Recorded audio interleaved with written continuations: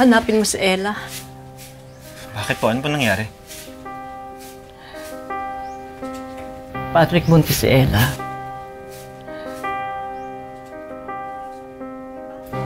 Ho? Hindi ko alam. Wala ho siya sa akin nasasabi. Ako din kanina ko lang nalaman. Tapos napagsabihan ko, sabi niya pupunta daw siya kay Manang Doray.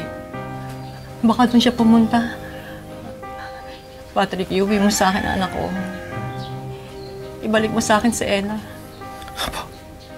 Apa, sige pa.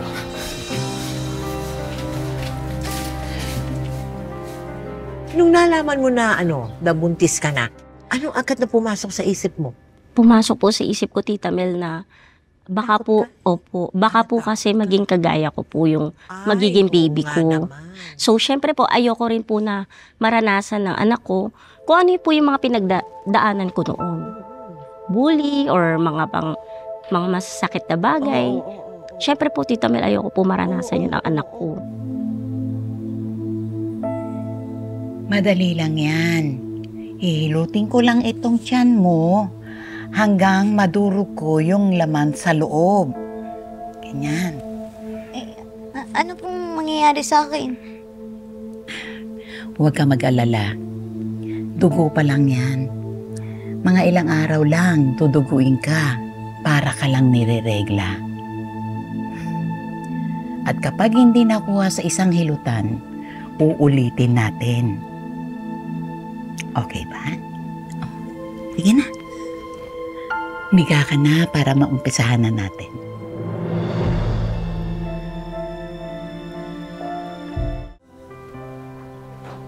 Sabi nila hindi ka pa handa, marami pang dapat malaman at babalik na sila at ika'y papunta pa lamang. Di pa man maunawaan ng lahat, di man sapat ang kaalaman, ay di kailang susuko. Pagtatagumpayan ng bawat pagsubok. Ella. Hindi ko siya kaya ipatanggal. Hindi ko kaya. Bakit mo siya ipapatanggal? Anak natin siya. Ayoko maging disgrasyada eh. Hindi ka magiging disgrasyada. Pananagutan kita. Paano pag naging katulad ko siya? Kaya mo pa rin ba siyang tanggapin? Wala akong pakialam kung maging ano man siya. Pananagutan ko siya. Paninindigan kita. Mahal ko kayong dalawa. Huwag kang matakot. Paninindigan kita. Palalakihin natin ang anak natin, ha?